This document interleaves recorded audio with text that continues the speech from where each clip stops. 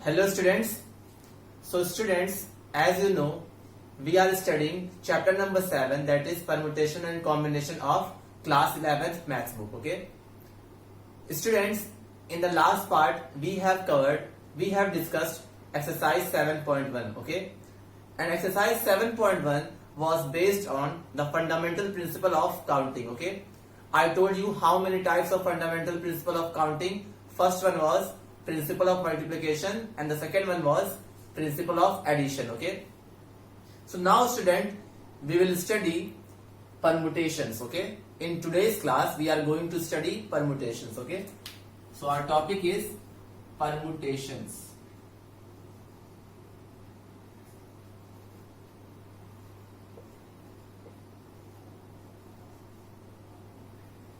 Permutations. Okay.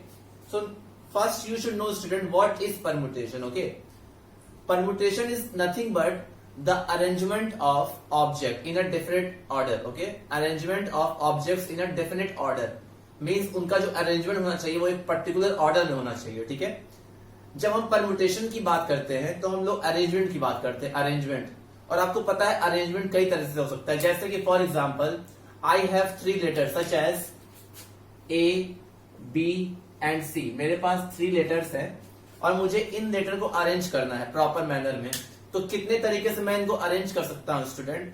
तो देखो, या तो मैं ऐसे लिखूं, अगर सारे ऑब्जेक्ट डिस्टिंक्ट हैं, देखो A और B C सब के सब अलग अलग हैं, तो टोटल कितने अरेंजमेंट बन सकते हैं स्टूडेंट? ठीक है, टोटल कितने अरेंजमेंट बन सकते हैं? तो कितने बनेंगे स्टूडेंट?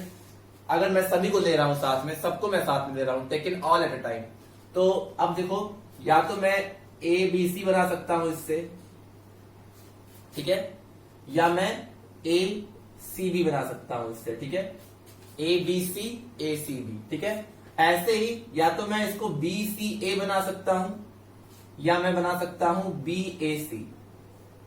ठीक है, ऐसे ही इसको मैं C A B बना सकता हूं और C B A बना सकता हूं. ठीक है, तो आप ध्यान दो स्टूडेंट, इन अरेंजमेंट में क्या हुआ है कि इनमें हमने इन 3 लेटर की मदद से 3 लेटर का वर्ड बनाया है. तो कितने वर्ड्स हम लोग बना सकते हैं? ठीक है, ऐसा मान लो क्वेश्चन आता कि with the help of A B and C how many letters we can form if the repetition of the letter is not allowed. ठीक है, repetition of the letter is not allowed मतलब कि आपको 3 letter का एक word बनाना है. ऐसा question हमने किया था एक्सरसाइज 7.1 में. तो क्या करेंगे स्टूडेंट? हमारे पास कितने लेटर हैं? हमारे पास 3 लेटर हैं और कोई भी लेटर एक बार से ज्यादा यूज नहीं होना चाहिए जब वर्ड बने. तो जब कोई वर्ड बना रहे हैं आप 3 वर्ड्स का, तो कोई भी वर्ड बना रहे हैं उसमें कोई पर्टिकुलर लेटर रिपीट नहीं करना चाहिए. तो 3 लेटर का वर्ड बना रहे हैं हम लोग, तो मान लो मुझे पहले प्लेस को फिल करना है. तो पहले प्लेस को फिल करने के लिए कितनी पॉसिबिलिटीज है हमारे पास? A B C, यानी कि A भी आ सकता है, B भी आ सकता है, C भी आ सकता है. तो at this place can be filled by 3 ways. ठीक है, 3 तरीके से इस बॉक्स को हम लोग फिल कर सकते हैं पहले लेटर को. ठीक है, ऐसे ही जब मैं सेकंड वाले को फिल करने जाऊंगा, चूंकि repetition of the letter was not allowed, अब 3 में से कोई ना कोई तो यहाँ यूज हो चुका होगा ना, तो मतलब बच गया कितने? 2. तो यानी कि सेकंड प्लेस को कितने तरीके से भर सकते हैं? How many ways the second place can be filled? By 2 ways. ठीक है, और in the end the last place can be filled by only 1 ways, क्योंकि एक ही लेटर बचेगा. तो यानी कि जब हमको पता करना हो कितने लेटर बनेंगे, तो 3 into 2 into 1 दैट इज 6. अब देखो आप, इस तरह भी तो मैंने 6 ही बनाया है ना, A B C A C B B C A B A C C A B C B A. तो जो आपको 6 लेटर मिल रहे हैं आपको स्टूडेंट, यहां पर कोई भी लेटर एक बार से ज्यादा यूज नहीं हुआ है. ठीक है, तो अगर आपको 3 लेटर का वर्ड बनाना है 3 लेटर से, और जब repetition of the letter is not allowed, तो उस केस में कितने वर्ड बनेंगे? 6. ठीक है, मान लो रिपीटेशन अलाउड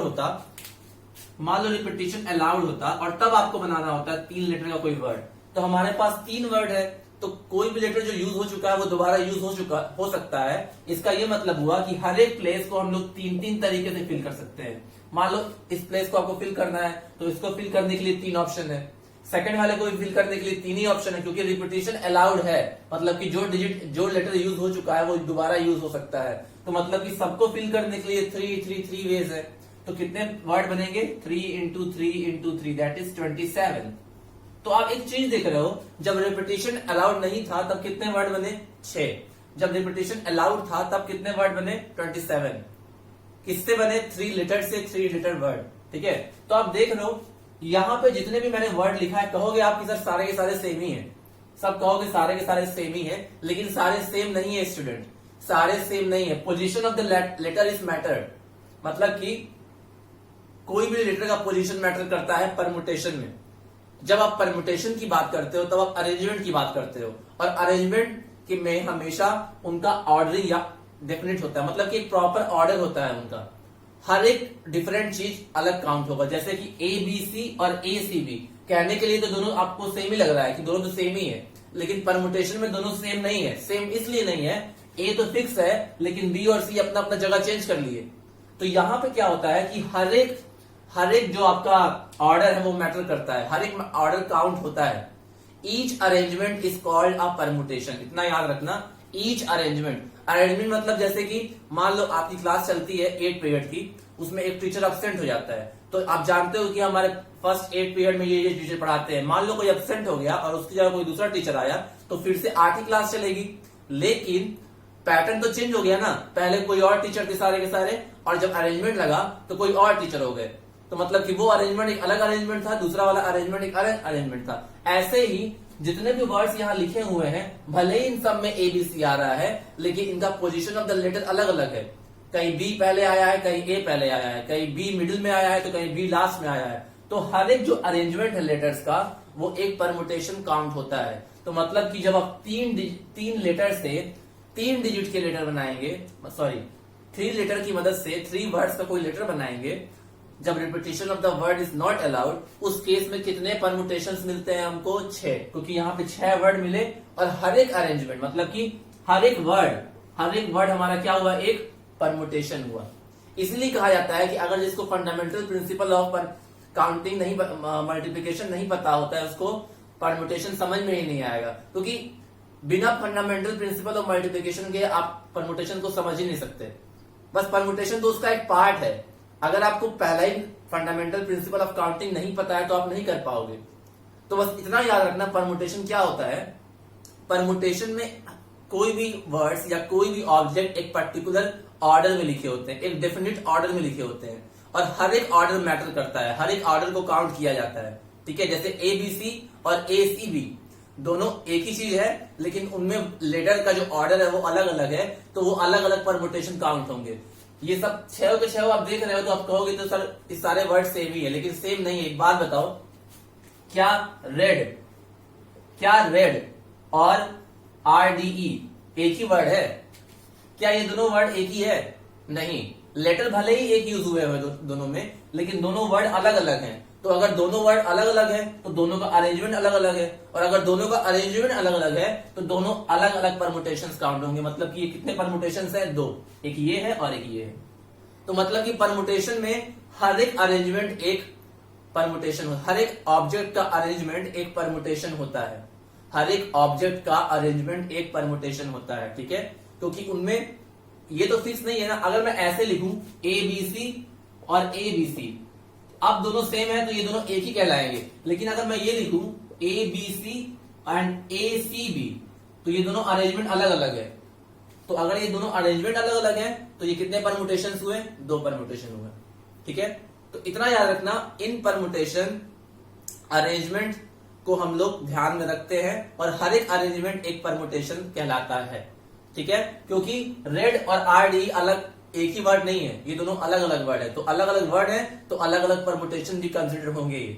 ठीक है, तो ये है मेन डिफरेंस परमुटेशन और कॉम्बिनेशन में। ये होता है कि परमुटेशन में ऑब्जेक्ट का जो अरेंजमेंट है या ऑब्जेक्ट का जो ऑर्डर है वो मैटर करता है, और कॉम्बिनेशन में उनका अरेंजमेंट मैटर नहीं करता है। अगर यही चीज मैं पूछूंगा आपको कॉम्बिनेशन में ना, तो ये सारे के सारे एक ही कहलाएंगे, अलग अलग नहीं कहलाएंगे कॉम्बिनेशन में। लेकिन अगर वही चीज मैं परमुटेशन में बात करूंगा तो सारे के सारे जो हमने लिखा है वर्ड्स, वो सारे के सारे अलग अलग कंसिडर होंगे। ठीक है, तो परमुटेशन में arrangement of object matters, and each arrangement is called a permutation. Okay, so अब देखो student, what is the definition of permutation.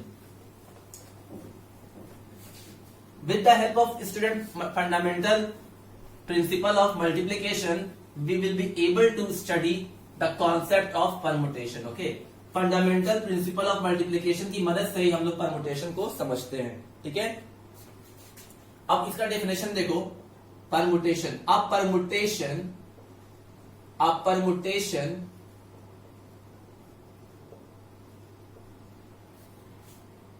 A permutation is an arrangement. A permutation is an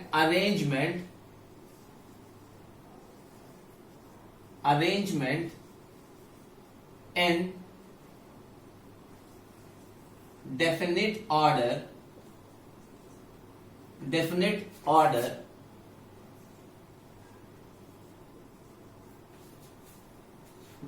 order of a number of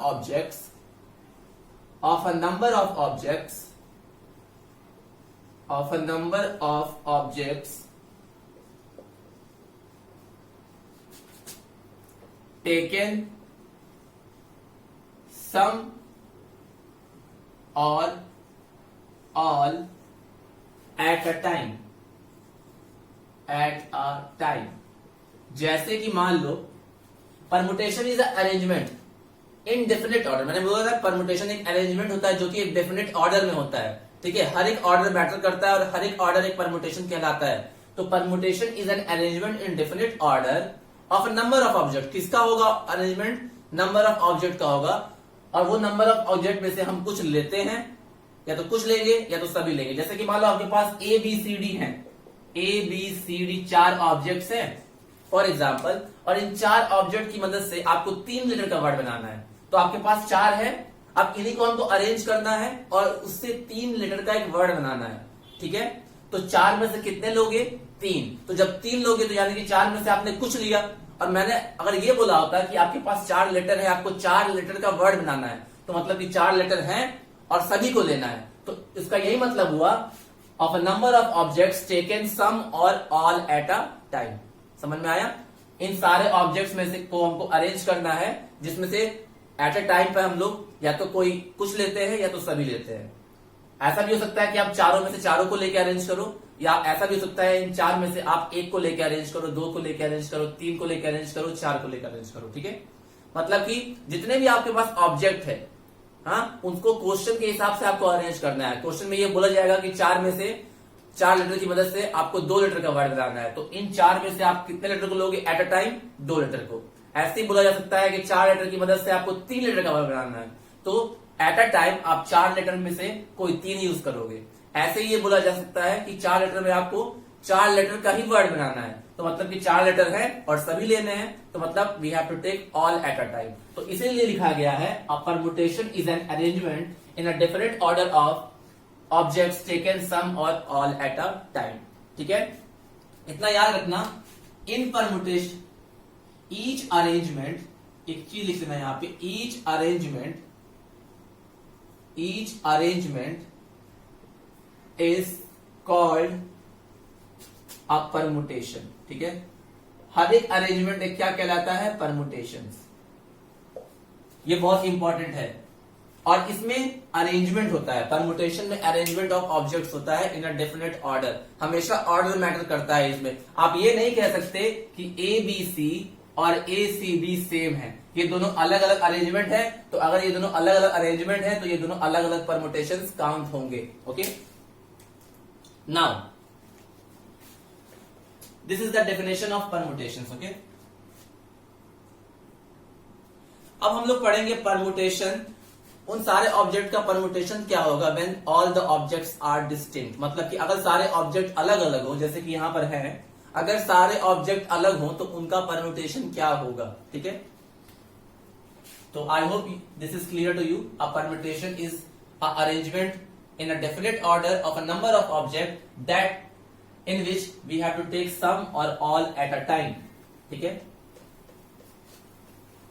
now the most important thing we will study now, that is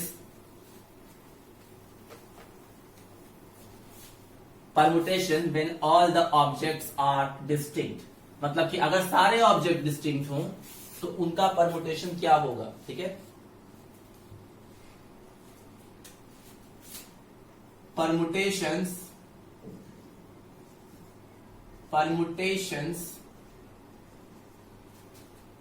when all the objects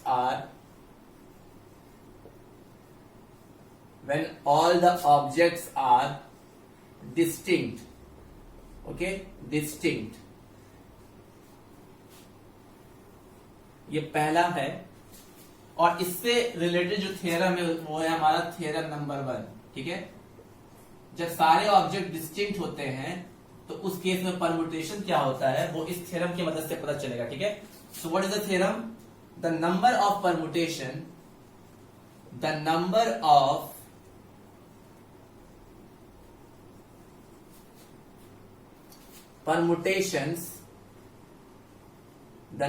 of permutations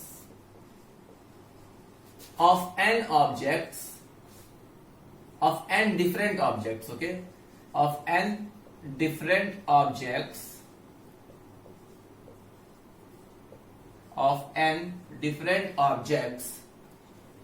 taken r at a time, taken r small r at a time, where r is greater than 0 and less than or equal to n. ठीक है, and the objects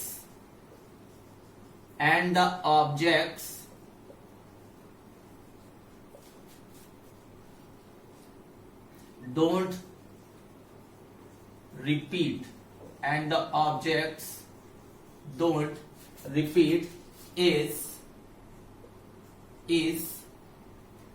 n into n minus 1 into n minus 2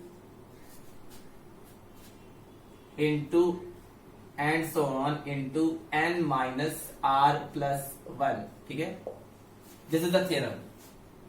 कहीं कहीं यहाँ into नहीं लगा होता है, simple सा बस n into n plus n minus 1. अगर यहाँ इंटू ना भी हो तब भी मतलब वही होगा. ठीक है, मतलब कि number of permutation of n different objects. ठीक है, हमने आपको जो बताया था अभी, permutation when all the objects are distinct, मतलब कि उस केस में परमुटेशन क्या होगा when all the objects are distinct, अगर ऑब्जेक्ट क्या हो अलग अलग. तो थ्योरम है the number of permutation of n different object, मतलब कि हमारे पास ऑब्जेक्ट है कितने n कुछ भी हो सकता है, n 10 भी हो सकता है, 5 भी हो सकता है, 6 भी हो सकता है, हमेशा एक पॉजिटिव इंटीजर ही होगा.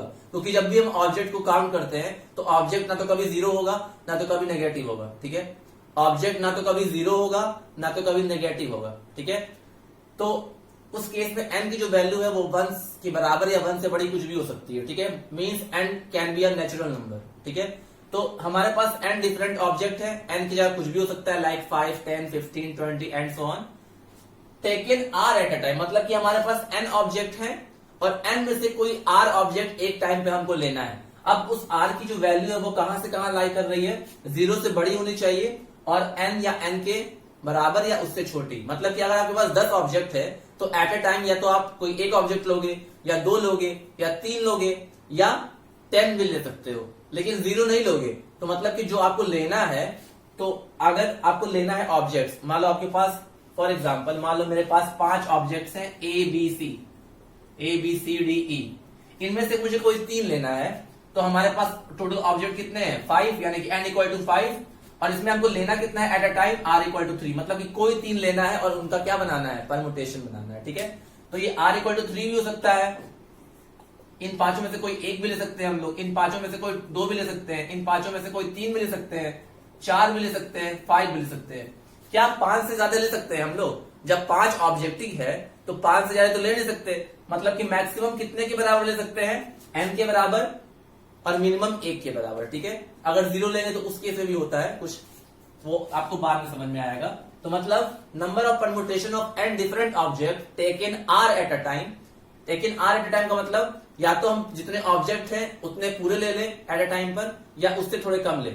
उससे कम का मतलब 1, 2, 3, 4.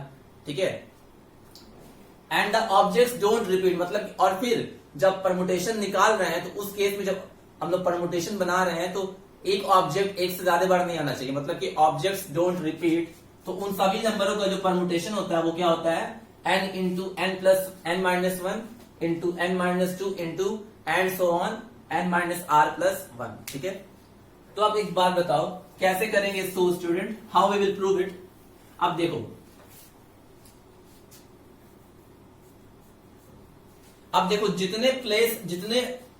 जितने हम लोग ऑब्जेक्ट लेंगे उतने ही हमारे पास परमुटेशंस होंगे। अगर आप 3 ऑब्जेक्ट लेते हो तो 3 परमुटेशन, 4 ऑब्जेक्ट लेते हो 4 परमुटेशन। ठीक है, तो हमको n में से कोई r ऑब्जेक्ट्स लेने हैं एट अ टाइम, तो there will be as many permutations as the value of r। ठीक है, so what will be the proof of this statement, the proof of this statement will be, suppose there will be as many permutations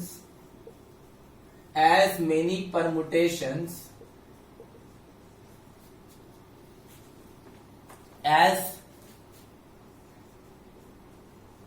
the ways of filling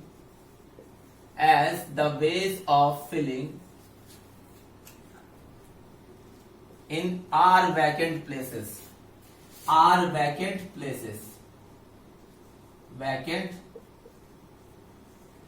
जैसे for example कि आपके पास 10 letter हैं और उन 10 letter की मदद से आपको 3 लेटर का कोई वर्ड बनाना है। ठीक है, समझो मेरी बात। You have 10 objects and with the help of 10 objects you have to make a object which have only 3। ठीक है, कॉम्बिनेशन ऑफ 3 ऑब्जेक्ट्स। ओके, मतलब कि आपके पास मान लो 10 नंबर है और उन 10 नंबर की मदद से आपको 3 डिजिट का नंबर बनाना है। तो 3 डिजिट का मतलब नंबर बनाना है, तो 10 ऑब्जेक्ट थे यानी कि n इक्वल टू 10। और कितने को ले रहे हो आप लोग एट अ टाइम, 3 को ले रहे हो, कि 3 को लोगे तभी तो 3 डिजिट का नंबर बनेगा।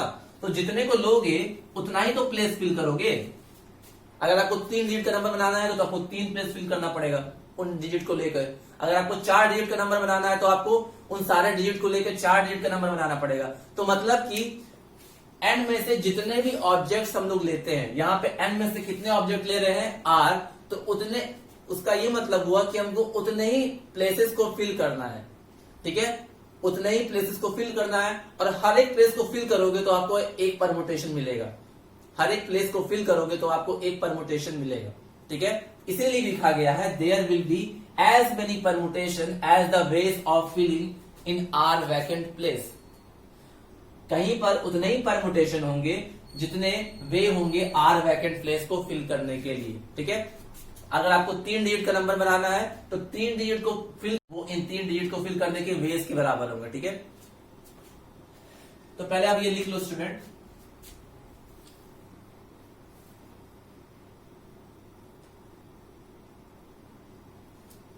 ठीक है, अब मान लो हमारे पास कितने प्लेस है स्टूडेंट, हमारे पास हमने r एट अ टाइम लिया है, मतलब कि हमारे पास n ऑब्जेक्ट थे और उस n में से हमको r ऑब्जेक्ट्स को एट अ टाइम लेना था। तो अगर r ऑब्जेक्ट है तो उन सारे ऑब्जेक्ट का परमुटेशन कितना होगा, तो there permutation will be the number of ways of filling the r vacant place. अगर 3 ऑब्जेक्ट को ले रहे हो तो उनका जो परमुटेशन होगा वो उसके नंबर ऑफ वेज के बराबर होगा जो कि 3 वैकेंट प्लेस को भरने में लगेगा। ठीक है, नंबर ऑफ वेज आप पता है ना, मैंने बताया था इसके पहले वाले एक्सरसाइज में कि अगर आपके पास मान लो 5 नंबर है, 5 डिजिट है 1 2 3 4 5 फॉर एग्जाम्पल, और मुझसे इस 3 डिजिट का नंबर बनाना है, 3 डिजिट का। तो मतलब कि अगर मुझे 3 डिजिट का नंबर बनाना होगा तो मैं 5 में से कोई भी 3 नंबर लूंगा, 5 में से कोई भी 3 नंबर लूंगा। तो तो कितने परमुटेशन हमको मिलेंगे, तो वो परमुटेशन किसके बराबर होंगे, इन तीनों प्लेस को फिल करने में जितने भी वेज होंगे वही उनके परमुटेशंस के बराबर होंगे। तो कैसे करेंगे, अगर ऑब्जेक्ट रिपीट नहीं कर रहा है तो ये वाला प्लेस 5 तरीके से भरा जाएगा। उसके बाद अब 5 में से ये वाला प्लेस कितने तरीके से भर सकते हैं, 5 तरीके से, क्योंकि इसमें तो कुछ भी आ सकता है ना, 1 2 3 4 5। नहीं समझे, सुनो मेरी बात। हमको 5, मान लो मैं एक सिंपल सा एग्जांपल दे रहा हूं कि मेरे पास 5 नंबर हैं, तो यानी कि 5 डिफरेंट ऑब्जेक्ट है हमारे पास, जैसे क्वेश्चन में बोला गया है। उसके बाद उसकी मदद से मुझे 3 डिजिट का नंबर बनाना है। तो 3 डिजिट का नंबर बनाना है तो कितने नंबर मिलेंगे, कितने नंबर मिलेंगे या कितने परमुटेशन मिलेंगे, क्योंकि हर एक नंबर एक परमुटेशन कहलाएगा, क्योंकि मैंने बताया है कि each arrangement is called a permutation, तो हर एक नंबर एक परमुटेशन कहलाएगा। तो कैसे बनाएंगे, 3 डिजिट का नंबर बनाना है, इसका मतलब इन हमें 3 प्लेस बनाना पड़ेगा, 100, 10 और 1, तो 3 बॉक्स बना लिया मैंने। अब कितने नंबर बनेंगे या कितने परमुटेशंस मिलेंगे वो किसके बराबर होगा, वो उसके बराबर होगा जितने तरीके से इन सारे प्लेसेस को हम लोग फिल कर सकते हैं वो उसके बराबर होगा। अब इन सारे प्लेसेस को फिल करने का तरीका क्या है, मैंने आपको बताया था कि अगर ऑब्जेक्ट रिपीट नहीं कर रहे हैं तो इस प्लेस पे यानी कि 100 प्लेस पे कोई भी नंबर आ सकता है, 1 to 5 में से कोई भी आ सकता है, तो इस प्लेस को फिल करने के कितने वेज, 5। अब देखो अगर ऑब्जेक्ट रिपीट नहीं कर रहा होगा तो ये प्लेस तो 5 तरीके से भर गया, मतलब कि एट अ टाइम पे, अब देखो एट अ टाइम की बात करते हैं परमुटेशन में, एट अ टाइम पे तो कोई एक ही डिजिट यहां पर आया होगा ना, एट अ टाइम पे कोई एक ही डिजिट आया होगा, तो अगर मान लो यहाँ पे 1 आ गया होगा, फॉर एग्जाम्पल यहाँ पे 1 आ गया होगा, तो और ये प्लेस फिल भी हो गया, तो अब 5 में से कितने डिजिट यूज हो चुके हैं, 4, सॉरी 5 में से एक डिजिट यूज हो चुके हैं, तो कितने बच गए, 4। अब सेकंड वाला प्लेस को कितने तरीके से फिल कर सकते हैं, सेकंड वाले प्लेस को फिल करने के लिए हमारे पास 4 नंबर बचे हुए हैं, दैट इज 2, 3, 4 एंड 5, तो this place can be filled by 4 ways. फिर से ये वाला भी फिल हो गया। अब कितने डिजिट बचे होंगे हमारे पास, एक डिजिट यहां यूज हो चुका होगा, एक डिजिट यहां यूज हो चुका होगा, तो 3 डिजिट बच गए होंगे, तो अब इस वाले प्लेस को 3 तरीके से भर सकते हैं। और चूंकि सारे प्लेस को भरना इंपॉर्टेंट है और सारे प्लेस एक के बाद एक होंगे, पहले एक कंप्लीट होगा फिर दूसरा वाला प्लेस भरा जाएगा, फिर दूसरा वाला प्लेस कंप्लीट हो जाएगा तो तीसरा वाला भरा जाएगा, तो ये सारे के सारे इंटरकनेक्टेड हैं। और जब भी इंटरकनेक्टेड होते हैं तो वहां पे फंडामेंटल प्रिंसिपल ऑफ मल्टीप्लिकेशन लगाते हैं। इसका मतलब 5 into 4 into 3 will be 5, 4 into 3 that will B 60। तो यानी कि टोटल हमको कितने 3 डिजिट के नंबर मिलेंगे, 60। इसीलिए बोला गया है the number of permutation will be equal to the number of ways the filling in the are vacant places. Okay, R मतलब कि जितना हमको एट अ टाइम लेना है, there will be as many permutation as the ways of filling r vacant places। तो मान लो मेरे पास कितने प्लेसेस हैं, 1, 2, 3 डॉट डॉट डॉट, यहां तक r वैकेंट प्लेस है, यहां तक कितने वैकेंट प्लेस है, r vacant place, r vacant places. ठीक है, क्योंकि हम लोग r नंबर को एट अ टाइम ले रहे हैं। तो एक बात बताओ, हमारे पास कितने ऑब्जेक्ट थे, n ऑब्जेक्ट थे, तो ये फर्स्ट प्लेस जो है, हर एक प्लेस को फिल करने के बाद हमको एक परमुटेशन मिलेगा। ठीक है, हर एक प्लेस को फिल करने के बाद हमें एक परमुटेशन मिलेगा। ठीक है, क्योंकि दिखा है ना, there will be as many permutation as the number of ways of filling R vacant place. तो जैसे जैसे हम लोग प्लेसेस को फिल करते जाएंगे वैसे वैसे हम लोग को अलग अलग परमुटेशन मिलता जाएगा। तो मान लो ये फर्स्ट प्लेस है, तो फर्स्ट प्लेस को फिल करने के लिए हमारे पास स्टार्टिंग में ऑब्जेक्ट कितने थे, n। हमारे पास स्टार्टिंग में ऑब्जेक्ट कितने थे, n। तो यानी कि अगर मेरे पास n ऑब्जेक्ट है तो n में से मैं कोई भी यूज कर सकता हूं। मान लो मेरे पास 10 ऑब्जेक्ट है और मुझे ये वाला प्लेस फिल करना है, तो 10 में से एट अ टाइम कोई एक ही आएगा, तो या तो 1 आ जाए। मान लो मेरे पास 10 नंबर है और मुझे उस 10 नंबर की मदद से इस प्लेस को फिल करना है, तो इस प्लेस के पर उन 10 नंबर में से कोई भी आ सकता है ना, 1 भी आ सकता है, 2 भी आ सकता है, 3 भी, 4 भी, अप टू 10। तो यानी कि इस प्लेस को फिल करने के लिए मेरे पास 10 तरीके होंगे। ऐसे ही अगर ऑब्जेक्ट n है तो पहले प्लेस को हम लोग कितने तरीके से भर सकते हैं, n तरीके से। ठीक है, और याद रखना यहाँ पे ऑब्जेक्ट्स रिपीट नहीं कर रहे हैं, मतलब कि जो ऑब्जेक्ट यूज हो चुका है वो दोबारा यूज नहीं होगा। ठीक है, तो पहला प्लेस मैंने फिल कर दिया, पहला प्लेस जो मैंने फिल कर दिया वो n तरीके से फिल कर दिया। अब मान लो मुझे सेकंड प्लेस को फिल करना है, for example I have to fill the second place. तो इस प्लेस को फिल करने के लिए मेरे पास कितने ऑब्जेक्ट बचे होंगे, हमारे पास टोटल n थे, n मान लो कुछ भी है, मान लो n इक्वल टू 10 है, तो पहला प्लेस 10 तरीके से फिल हो गया। अब जब 10 तरीके से फिल हो गया तो मान लो ये वाला प्लेस फिल हो चुका है ना, तो अब हमारे पास ओवरऑल ऑब्जेक्ट कितने थे, 10। उन 10 में से एट अ टाइम तो कोई एक ऑब्जेक्ट यहाँ यूज हो चुका होगा ना, तो बचा कितना ऑब्जेक्ट होगा, n-1। अगर 10 ऑब्जेक्ट थे और पहले प्लेस को 10 तरीके से फिल कर दिए, तो जब दूसरे को फिल करोगे तो कितने तरीके बचे होंगे हम लोग के पास, कितने ऑब्जेक्ट बचे होंगे हमारे पास, 9। क्यों 9 ही, क्योंकि जो यूज हो चुका है वो दोबारा यूज नहीं करना है। तो ऐसे ही अगर n ऑब्जेक्ट हैं तो पहला प्लेस n तरीके से, तो दूसरा प्लेस n-1 तरीके से, दूसरा प्लेस n-1 तरीके से, तीसरा वाला प्लेस n-2 तरीके से, ऐसे ही चौथा वाला प्लेस n-3 तरीके से, एंड सो ऑन।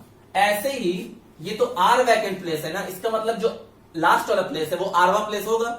जैसे कि nth टर्म निकालते थे तो nth टर्म बोलते थे ना, तो जब पहले टर्म को फिल किए थे तो n तरीके थे, दूसरे को फिल किए तो n-1 मतलब कि n से 1 कम, तीसरे को फिल किए तो n से 2 कम, चौथे को फिल किए तो n से 3 कम, पांचवें से फिल किए तो n से 4 कम। वैसे ही अगर r को फिल करोगे तो कितने तरीके से फिल होगा, n-r-1, ठीक है, n-r-1।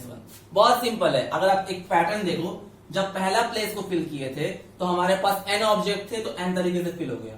जब दूसरे प्लेस को फिल किए हैं तो n में से एक ऑब्जेक्ट कम हो गया होगा ना, तो यानी कि जब सेकंड प्लेस था तो n में से एक कम, जब थर्ड प्लेस था तो n में से 2 कम, जब थर्ड प्लेस था तो n में से 3, सॉरी जब फोर्थ प्लेस था तो n में से 3 कम, ऐसे ही जब फिफ्थ प्लेस होगा तो n में से 5 कम, सॉरी 4 कम। फिर से मैं रिपीट कर दे रहा हूं, may be you will be confuse. जब पहले प्लेस को फिल किए थे हम लोग तो हमारे पास n ऑब्जेक्ट्स थे, तो this can be filled by n ways. जब दूसरे प्लेस को फिल किए थे तो एक कम हो जाएगा n से n-1, जब तीसरे को तो n-2। तो देख रहे हो, एक एक कम प्लेस से एक कम माइनस कर रहे हैं हम लोग। जब फर्स्ट प्लेस को फिल किए थे, जब फर्स्ट प्लेस को, इससे कि r इक्वल टू मान लो 1 था यहाँ पे, तो n तरीके से। जब यहाँ पे r इक्वल टू 2 होगा तो n-1 तरीके से। जब r इक्वल टू 3, r क्या है, प्लेस है, r क्या है, वैकेंट प्लेस है। तो जब r की वैल्यू 1 होगी, यानी कि जब फर्स्ट प्लेस को फिल करोगे तो n तरीके से फिल कर सकते हैं। जब सेकंड प्लेस को फिल करोगे तो n से एक कम, यानी कि n-1। जब थर्ड को करोगे तो n-2, जब फोर्थ को करोगे तो n-3, जब 5 को करोगे तो n-4, जब 6 को करोगे तो n-5। वैसे ही जब r को करोगे तो n-r-1, ठीक है। तो यानी कि these places can be filled by n-1, n-2, n-3 up to n-r-1, ठीक है। मतलब कि अगर मुझे पांचों प्लेस फिल करना है और अगर ऑब्जेक्ट्स रिपीट नहीं कर रहे हैं तो उसको कितने तरीके से फिल कर सकते हैं, n-4 तरीके से। अगर पांचों प्लेस फिल करना है, ठीक है, पांचों प्लेस फिल करना है तो n-4 तरीके से। छठवां प्लेस फिल करना है तो n-5 तरीके से। ऐसे ही अगर आरवा प्लेस फिल करना होगा, आरवा मतलब कि लास्ट वाला आरवा ही होगा। जैसे कि n टर्म होते थे तो लास्ट वाला टर्म nth टर्म होता था, वैसे ही अगर r प्लेस है तो लास्ट वाला जो बॉक्स होगा वो आरवा प्लेस होगा। तो this place can be field by n-r-1। देख रहे हो ना, जो भी प्लेस हमको फिल करना है उससे एक कम माइनस कर रहे हैं हम लोग। जब सेकंड प्लेस फिल कर रहे थे तो 1 माइनस कर रहे थे, जब थर्ड प्लेस फिल कर रहे थे तो 2 माइनस कर रहे थे। तो देख रहे हो, 3 जब 3 को फिल कर रहे थे तो 2 माइनस कर रहे थे। ऐसे ही जब 4 को फिल कर रहे थे तो 3 माइनस कर रहे थे। ऐसे ही जब r को फिल करेंगे, ये वाला प्लेस हमारा आरवा प्लेस होगा, ये वाला प्लेस हमारा आरवा होगा। तो जब r को फिल करेंगे तो कितने तरीके होंगे, n-r-1, ठीक है। इतने तरीके से हम इन सारे वैकेंट प्लेसेस को फिल कर सकते हैं, ठीक है।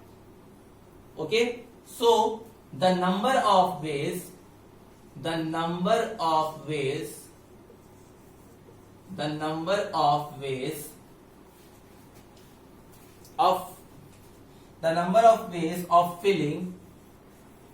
of filling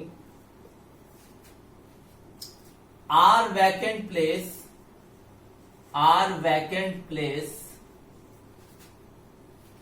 in succession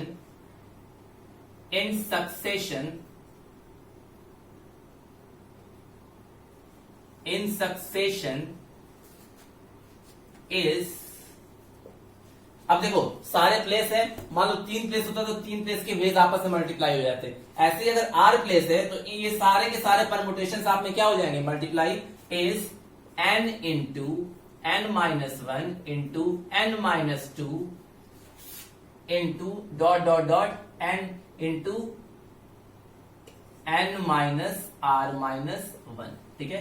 ये सारे आपस में क्या हो जाएंगे, मल्टीप्लाई। और सारे के सारे क्या है, अपने आप में एक परमुटेशन है, ठीक है। हर प्लेस को फिल करोगे तो एक अरेंजमेंट मिलेगा और उस अरेंजमेंट को ही परमुटेशन बोलेंगे। तो अगर इन सारे को मल्टीप्लाई कर दोगे तो that will be the number of ways to filling these vacant places, ठीक है। नाउ अब देखिए, मैं अब I hope you have noted down these things, so I am going to erase it, okay, because there are not so much space.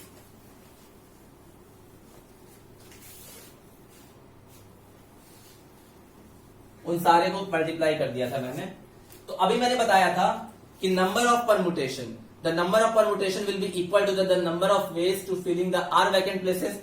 So number of ways of filling r vacant places is equal to n into n minus 1 into n minus 2 into and so on up to n minus r minus 1.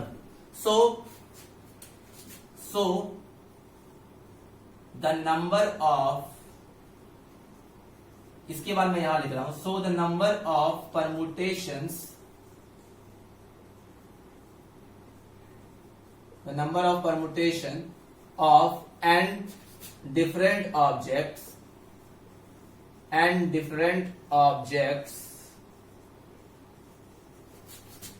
taken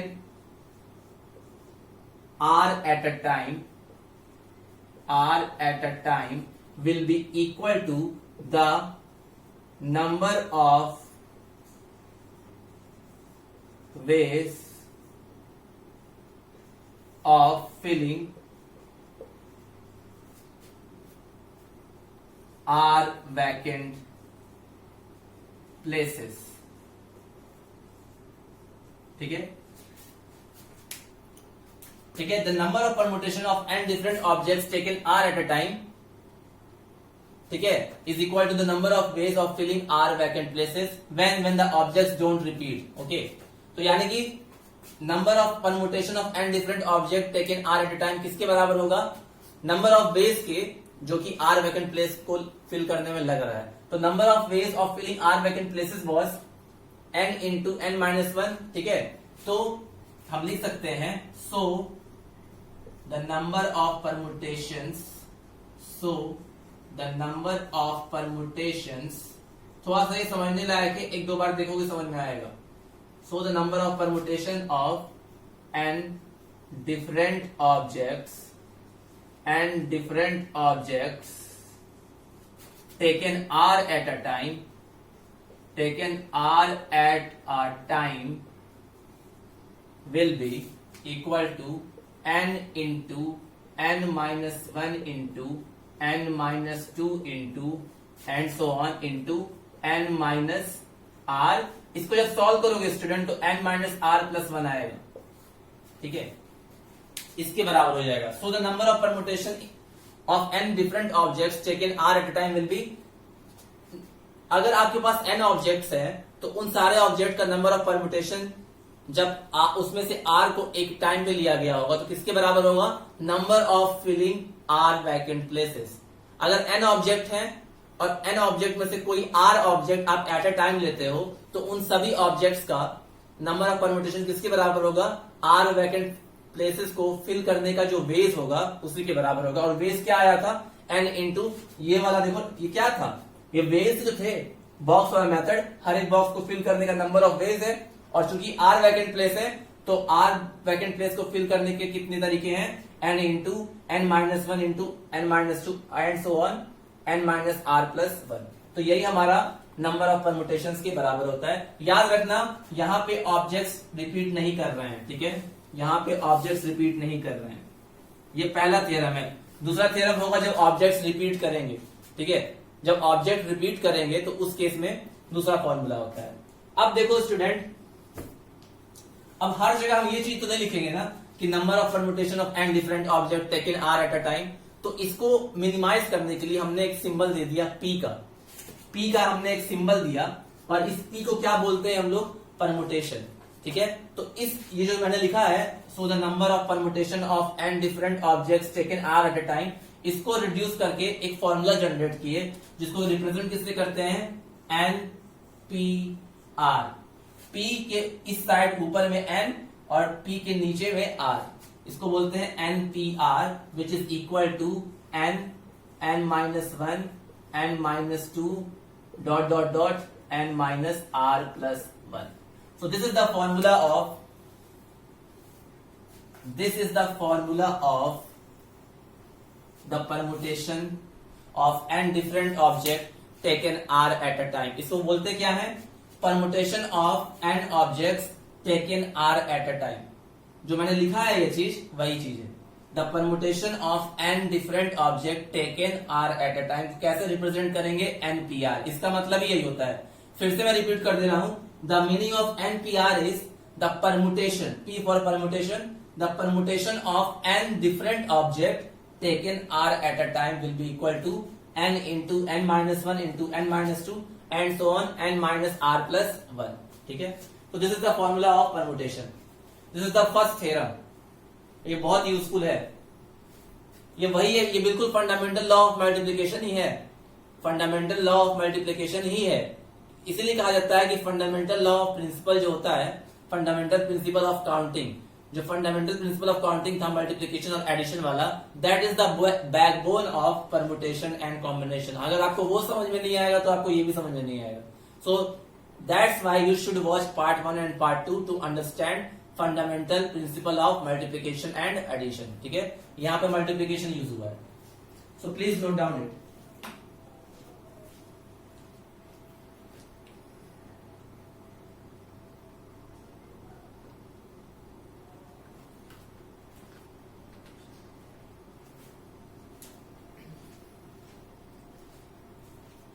The number of permutation of n different objects taken are at a time and the objects don't repeat, so the formula will be npr equal to n into n minus 1 into n minus 2 into and so on into n minus r plus 1। ठीक है, so this is the basic introduction about permutation student. In the next class when you will come to study, please study first, second and third part together, okay? Because if you will not study the previous part, then you can't understand, okay? So first you understand this previous part and this part also. Then after this part, in the next part, I will tell you the factorial of n, the factorial of n, where n is a natural number, okay? The factorial of any natural number. This thing we will study in the next class, okay? So I hope it is clear to you.